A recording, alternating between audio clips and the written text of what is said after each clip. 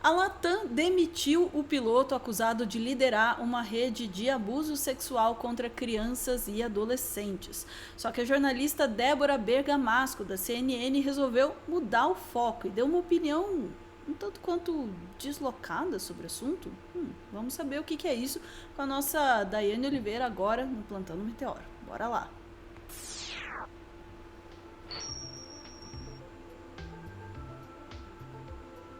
Tô curiosa agora, que opinião foi essa? Mas vamos começar do começo, né? Tem um piloto aí da Latam que foi preso. Foi ontem que ele foi preso? Foi antes de ontem? Não, foi na segunda-feira isso. Na segunda-feira, esse Tá. piloto, né, o Sérgio, foi preso. A gente já faz um corte sobre ele, mas tem muita coisa que aparece. De acordo com a polícia, pelo menos são 10 vítimas desse homem de 60 anos que usava ali, de acordo também com a polícia, benefícios financeiros, o seu status, o seu cotidiano, que ele poderia, né, ele pode ficar fora de casa durante um bom tempo, em viagens, então ele podia ali ter uma flexibilidade com a companheira para cometer esses supostos crimes do qual no momento ele é acusado. E assim, Ana, tem muita coisa absurda nesse processo, e a gente vai ouvir ainda um comentário bem delicado da jornalista da CNN. Por quê? Porque quando a gente fala de violência, abuso sexual, de violência sexual contra crianças e adolescentes, a maioria das vítimas são abusadas no seu ambiente ali intrafamiliar, no seu ambiente doméstico, por pessoas muito próximas, mas a jornalista da CNN resolveu dar uma opinião que não pegou muito bem, apesar de ser importante. Aqui eu já até faço um parêntese imenso. É uma opinião importante, uma opinião boa, mas não pegou muito bem no nosso contexto. Vou te pedir para trazer, por gentileza, na fala da CNN. Mais um caso terrível. O piloto Sérgio Antônio Lopes, suspeito de integrar uma rede de exploração sexual infantil, foi demitido pela Latam. Ele foi preso dentro de um avião da companhia em Congonhas, na zona sul de São Paulo, na última segunda-feira. As investigações apontam que ele pagava para ter encontros com menores de idade e receber fotos das crianças. Os crimes aconteciam há pelo menos 8 anos. Além dele, a mãe e a avó de 4 vítimas também foram presas. Entre os crimes investigados estão estupro de vulnerável, venda de pornografia infantil, favorecimento da prostituição e aliciamento de crianças. Por isso é tão importante, só um comentário rápido aqui sobre esse caso, é tão importante quem é mãe, como eu, pai, quem tem filho, adolescente, criança, quando você vai contratar uma pessoa para cuidar do seu filho, uma babá, um cuidador, etc., assim, a gente sabe o quanto é difícil, né? Mas sempre ficar de olho, por quê? Porque há uma rede de tráfico de imagens em que cuidadores, pessoas responsáveis, nesse caso a avó era uma cuidadora, vendem fotos dessas crianças. É um negócio, assim, é um horror e dá muito medo, né? Mas é sempre importante, especialmente, não tirar foto, não permitir tirar foto, de preferência deixar o celular guardado, evitar ao máximo que fotos sejam retiradas das crianças, mesmo eventualmente em momentos de descontração, numa piscina, numa praia, no banho. De jeito nenhum, não deixar ninguém tirar fotos das crianças.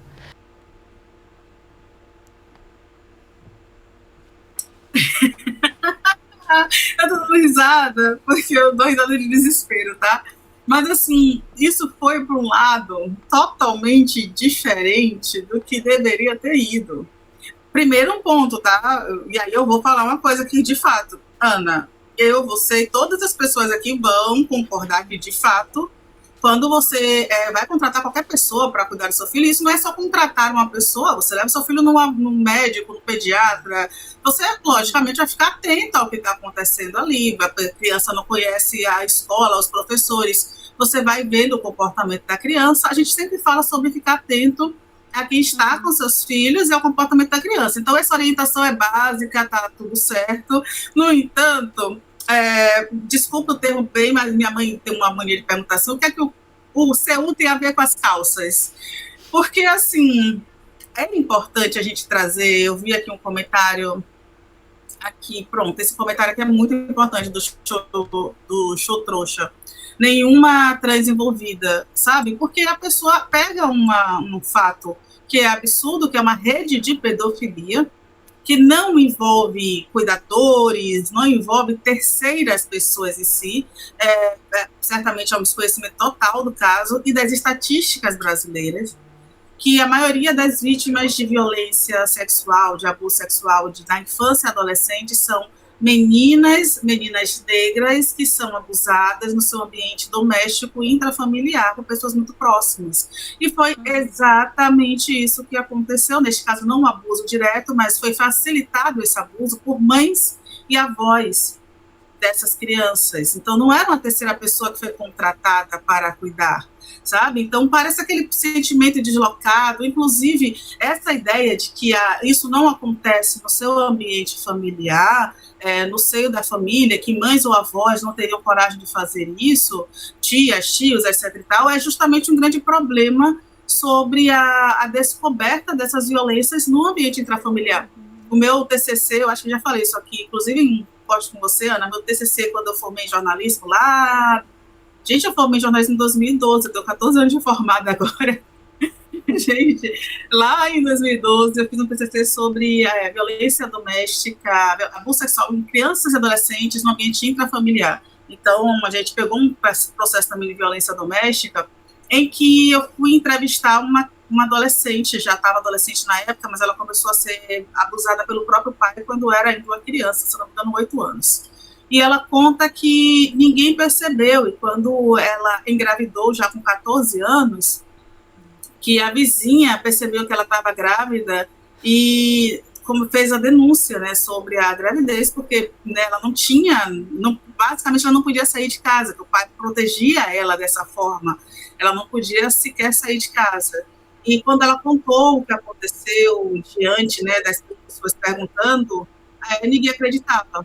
Inclusive, mesmo com o DNA da criança na mesa da conselheira tutelar, esse pai ainda estava na guarda dos outros filhos, dos irmãos dessa criança.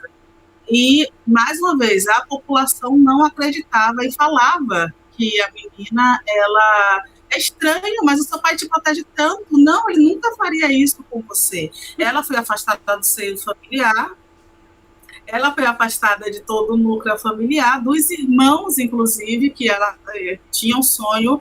Eu lembro que na entrevista ela falava que, ela falou com a psicóloga, que ela tinha um sonho de ser juíza, para, né, cuidar dos irmãos e fazer com que o que aconteceu com ela não acontecesse com outras crianças. E isso me impactou tanto, Ana, você não tem noção de quanto isso me impactou. Inclusive, eu vou te pedir para trazer o infográfico, que é bem interessante a gente mostrar esse infográfico do... Perdão, deixa eu só pegar aqui a matéria, pronto.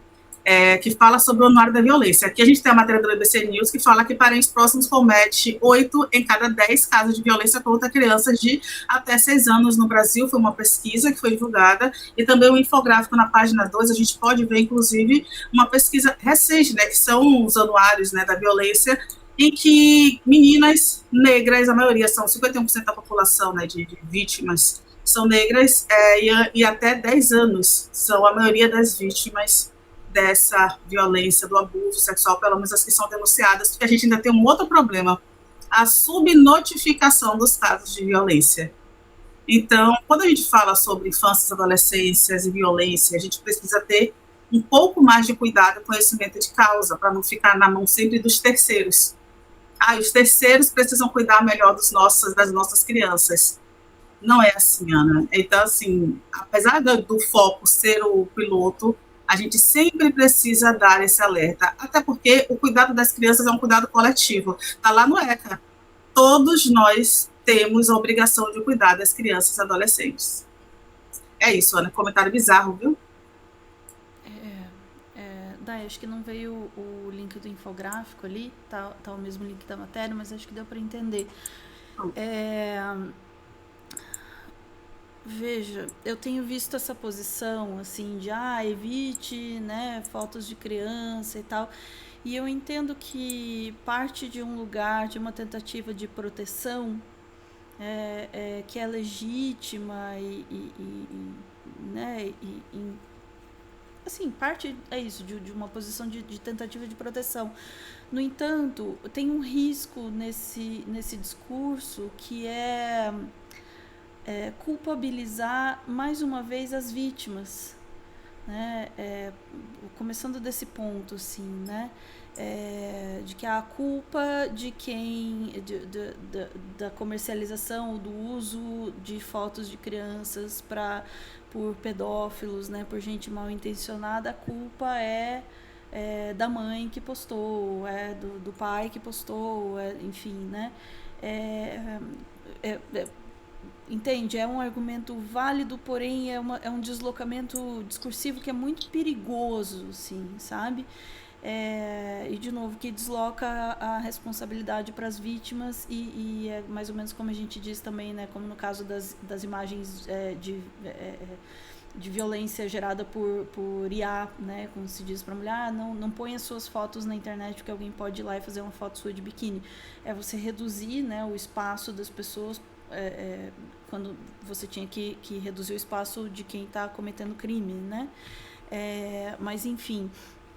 E sobre essa percepção também, assim, né, quando se fala de pedofilia e de abuso sexual contra crianças, é claro que a gente deve tomar cuidado com quem a gente deixa a criança, né, pesquisar e observar, enfim, mas acima de tudo, né, obviamente corretíssima em dizer que a gente deve observar principalmente as crianças. E além das crianças, as estatísticas, e os estudos que mostram que, de fato, a maior parte dos abusos e das violências cometidas com crianças são cometidas dentro de casa, são cometidas por parentes próximos, são cometidas aí, né, a gente vai ter que falar muitas vezes pelos próprios genitores, né? E é justamente essa percepção de que o perigo, aliás, até mesmo na gringa, assim, tem se questionado uma coisa que eles usam muito, que é a coisa do stranger danger, né? O estranho, tô cuidado com estranhos e tal, que, de novo, não é errado, né? Sim, você deve tomar cuidado com estranhos, mas tem um problema que se oculta aí nesse discurso e que precisa começar a ganhar cada vez mais a superfície, que é justamente o fato de que muitas vezes o perigo está dentro de casa, está nas pessoas em que você mais confia, as pessoas que deveriam cuidar das crianças e que não estão fazendo isso, pelo contrário, estão cometendo violência. O perigo não está na pessoa necessariamente, né, na pessoa estranha, no beco escuro. O perigo está, de novo, debaixo do seu nariz, está dentro da sua casa. E a não percepção disso faz com que muitas vezes as pessoas, primeiro, ignorem os sinais, né? Ignorem as mudanças comportamentais, ignorem até mesmo os relatos das crianças, porque, né, não pode ser verdade. Porque admitir que isso está acontecendo, as pessoas conseguem admitir que foi cometido um abuso contra a criança lá fora.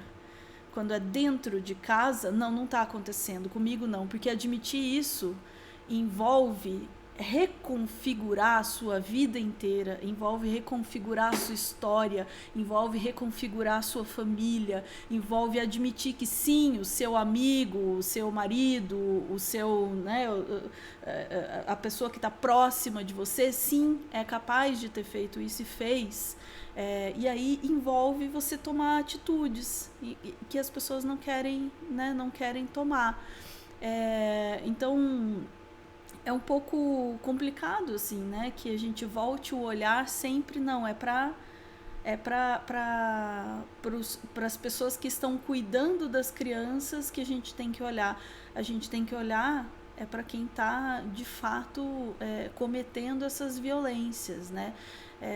Inclusive quando estão sendo... nesse caso aí, que é uma rede, né, aliciando ali né, que o cara se envolvia ali com mulheres e avós provavelmente em situação de vulnerabilidade, né, para comprar imagens e comprar, né, acesso às crianças ali. De novo, uma pessoa que até onde consta parecia completamente respeitável, né, com um bom emprego, né, quem vai imaginar, né? É preciso imaginar e é preciso enfrentar a realidade mais dura, assim, em relação a isso. Enquanto a gente continuar achando que a violência e os abusos são cometidos pelo monstro no escuro, os verdadeiros monstros vão continuar tendo acesso às suas vítimas, inclusive até mesmo pela própria justiça, que não acredita nos relatos das crianças, né? E nesse caso, de novo, eu já comentei ontem, mas vou comentar de novo, né? Eu fico satisfeita que alguém, nesse caso, deve ter ouvido uma criança. Para chegar nesse cara, alguém precisou ouvir uma criança e acreditar no relato dela, né? E eu sei que já passei do tempo, eu sempre passo nesses cortes, desculpa, não tem jeito, mas é isso. Ninguém quer ouvir de uma criança que ela foi abusada, ninguém quer ouvir essas palavras de uma criança, pior coisa que você pode escutar. Mas no dia que você ouvir, acredite. A melhor coisa que você pode fazer por ela é acreditar. É isso. Ficamos por aqui, Dai? Ficamos, Ana. De novo, torcendo para que as pessoas tenham coragem de enfrentar os monstros que estão bem na cara delas. Coragem. Ficamos por aqui e a gente volta em instantes para mais notícias do dia. Beijos.